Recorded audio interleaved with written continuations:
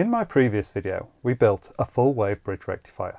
By adding a smoothing capacitor, we achieved a fairly stable output.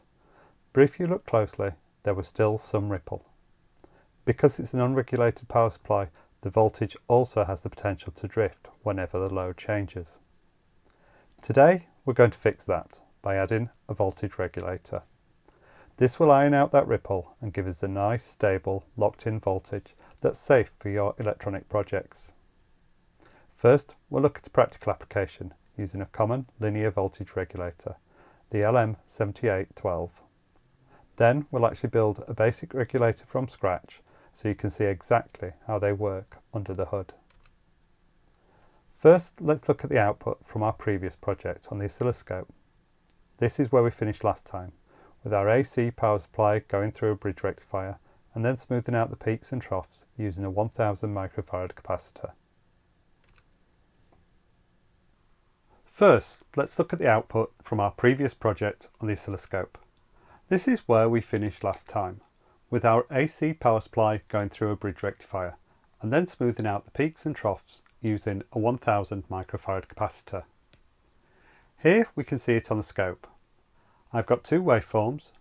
The bottom blue waveform is before adding the capacitor and the top yellow one is after smoothing. Before we move on, let's look at some really useful feature on the oscilloscope. Right now it's displaying a steady line, so all looks good at a glance. But if you look carefully, there are some bumps indicating it's perhaps not as clean as we hope. Let's get a closer look. I'll switch the input to AC coupling. This removes the underlying DC voltage and leaves just the changes. In other words, the ripple.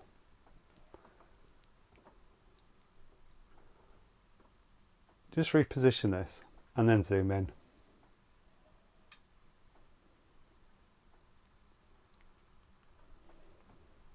As you can see, we have just under 200 millivolts of ripple. That's exactly what we want to fix today. In fact, the situation is actually worse than our initial experiment. Previously, I used a high value resistor, which simulates a very low load. But what happens if we demand more power? I'll go back to the previous display.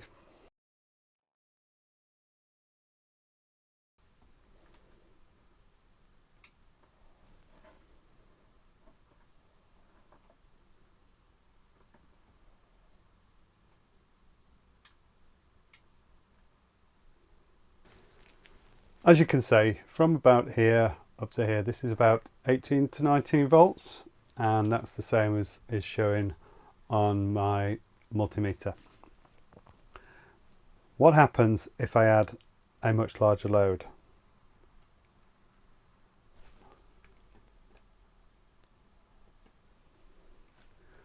See, there's a bit of a drop there, and the multimeter has dropped down to just over 16 volts.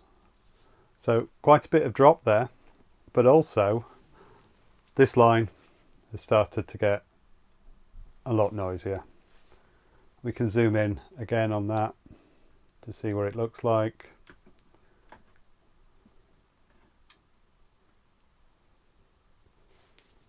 And that's about a 1 volt swing. So one thing we could do to reduce the ripple is to increase the capacitor size, but it doesn't solve the underlying problem. So we can look at how we can get rid of that completely. Now with voltage regulator, we can look at the output of this, and it's pretty much exactly on 12 volts. If you look, I've got the ground here. I've set at 2 volts per division, 4, 6, 8, 10, and it's pretty much exactly steady on that 12 volts. That's exactly the same as I'm seeing on the multimeter as well, actually showing 12.03 volts here.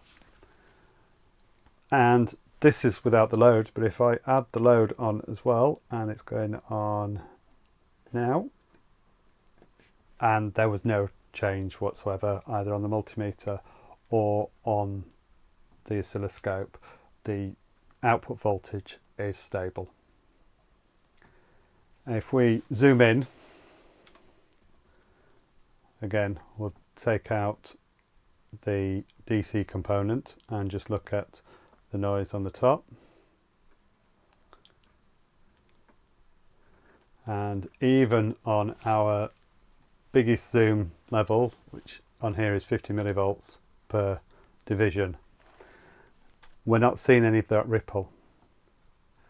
There are still a few spikes, this tiny bit of noise that's visible, but bear in mind we're on our furthest zoom level. And in fact, this probably isn't from the voltage regulator. It's almost certainly this is due to the use of the breadboard and the jumper wires and various things that I've used on that, which will be picking up stray signals. Now, the actual output from the voltage regulator is very stable and ideal for running our sensitive electronic circuits from. Let's have a look at the circuit with the voltage regulator added. First, you'll notice this looks a little different from my earlier diagram. That's because I've drawn this one in KiCad. It's the software I usually use, and it's a much better tool for handling the more complicated diagrams we'll be building going forward. I've placed a blue dashed line around the new part of the circuit. You'll see the LM7812 along with two additional capacitors, a 330 nanofarad on the input and a 100 nanofarad on the output. These are crucial because they help stabilise the regulator and prevent high frequency oscillations. The main play here though is the LM7812 itself. Let's take a look at that in a bit more detail. It's part of the LM78 series of linear voltage regulators. The really handy thing about this family is the last two digits tell you the exact output voltage. So the LM7812 gives us a 12 volt output, while a LM7805 gives us a 5 volt output. I've shown a few common examples here on the screen. For the rest of the technical details, the best place to look is the manufacturer's datasheet. A really important specification to look for is the dropout voltage. Here it is shown as typically 2 volts. That means your input voltage needs to be at least 2 volts higher than your target output voltage for the chip to work properly. But that brings us to an important catch. What happens to that extra voltage drop? With linear regulators like this, that dropped voltage is entirely wasted as heat. That is the main disadvantage of these components.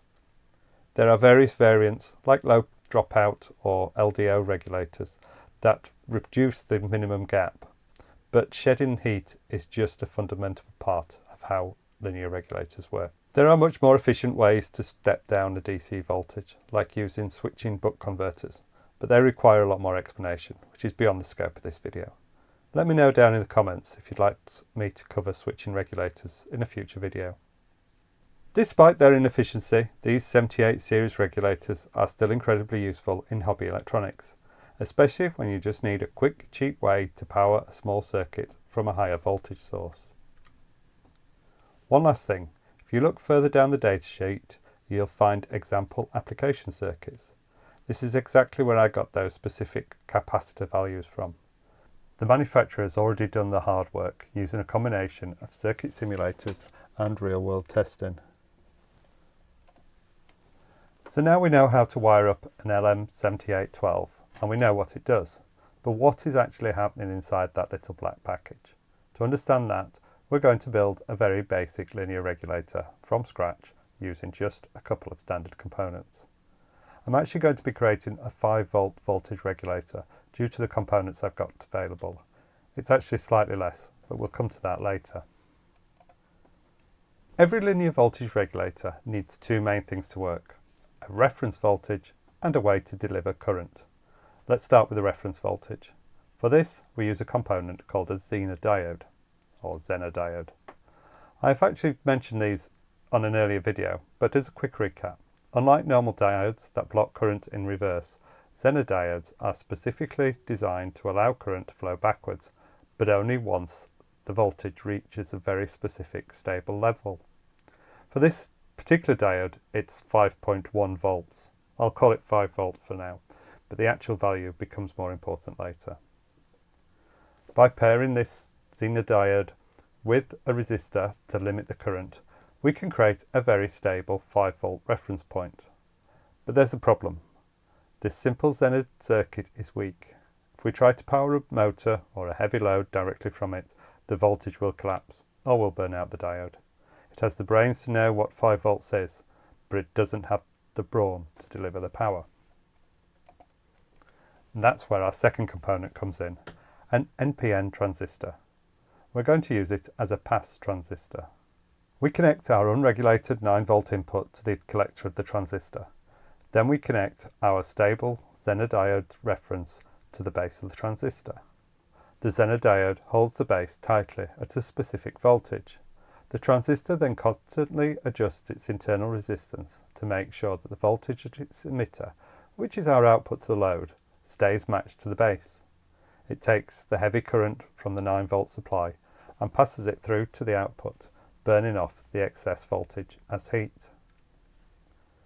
Note, because of the way transistors work, you actually lose about 0.7 volts across the base emitter junction. So with our 5.1 volt Zener, we actually get a 4.4 volt output. The second resistor and the LED just act as a load to show this is working. And that's exactly what is happening inside our LM7812. The inside of that chip is essentially just a highly advanced version of this exact circuit. It has a super accurate voltage reference and a beefy pass transistor, alongside dozens of other tiny transistors added in to protect against short circuits and overloading. The LM78XX actually has a bit more going on inside, which is what you can see in this internal block diagram. This is exactly why we normally buy a dedicated voltage regulator chip, rather than creating our own from scratch. Whilst it's built around those same basic principles of a voltage reference and a pass transistor, the IC packs in a whole lot of extra circuitry. It includes things like a built-in short circuit protection and thermal shutdown, which automatically turns the chip off if it gets too hot. It does all the hard work for us in one tiny, reliable package. So that wraps up our look at the LM78 series of voltage regulators.